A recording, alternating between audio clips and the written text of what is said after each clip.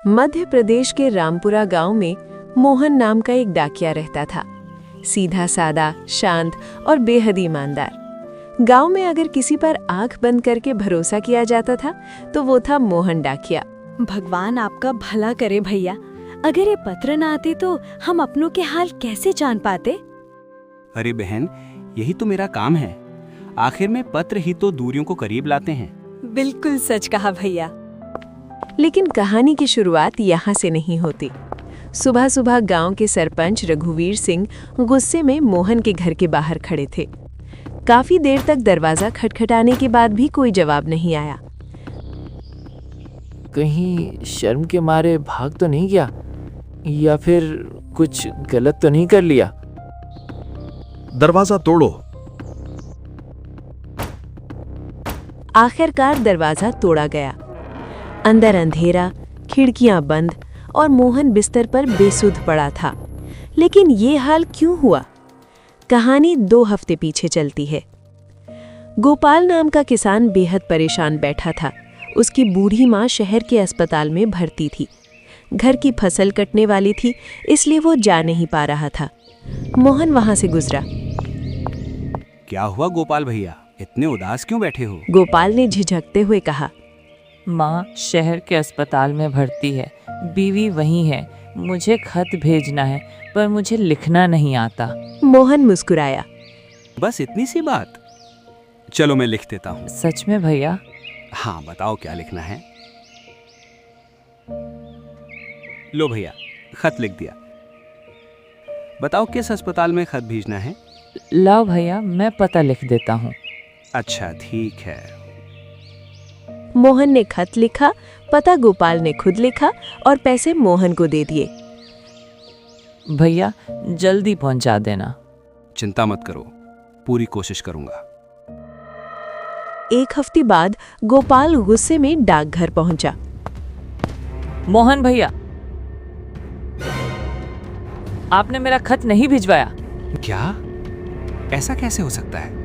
मेरी बीवी को न खत मिले न ही पैसे, कुछ भी नहीं मिला। मैंने तो खुद भेजा था भैया। मैंने आप पर भरोसा किया था, पता नहीं माँ किस हाल में होगी। मोहन हैरान था, पर गोपाल बिना सुने चला गया। अगले दिन सरपंच और गांव वाले मोहन के घर पहुंचे। मोहन, ये क्या सुन रहे हैं हम? क्या हुआ सरपंच जी? तुमने गरीब का पैसा हड़प लिया? नहीं सरपंच जी, मैंने ऐसा कुछ नहीं किया।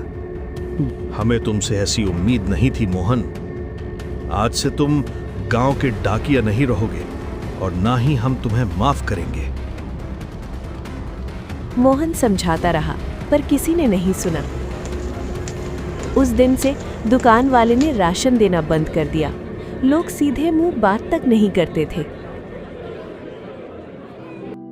मैंने तो हमेशा ईमानदारी से काम किया, फिर मेरे साथ ऐसा क्यों हो रहा है? मैं अपनी सच्चाई कैसे साबित करूं? मोहन के लिए सबसे बड़ा दर्द भूख नहीं था, दर्द था टूटा हुआ भरोसा। 2 दिन तक वो घर से बाहर नहीं निकला। एक दिन अचानक गोपाल भागता हुआ आया।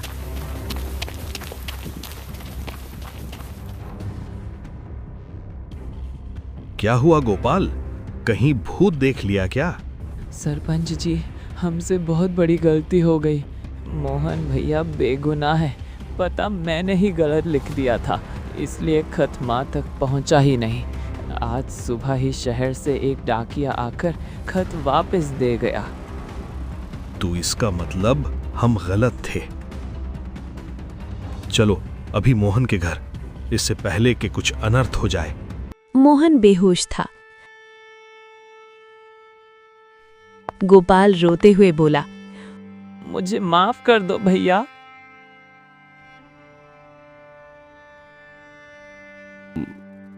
गोपाल, तुम्हारी माँ कैसी है? भैया हमें माफ कर दो। कोई बात नहीं, गलती हो जाती है।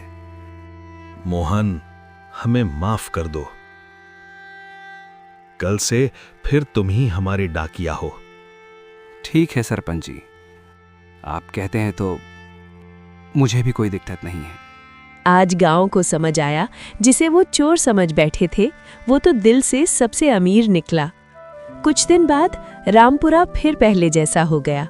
मोहन फिर रोज खत बांटता, लोग फिर मुस्कुराकर उसका स्वागत करते।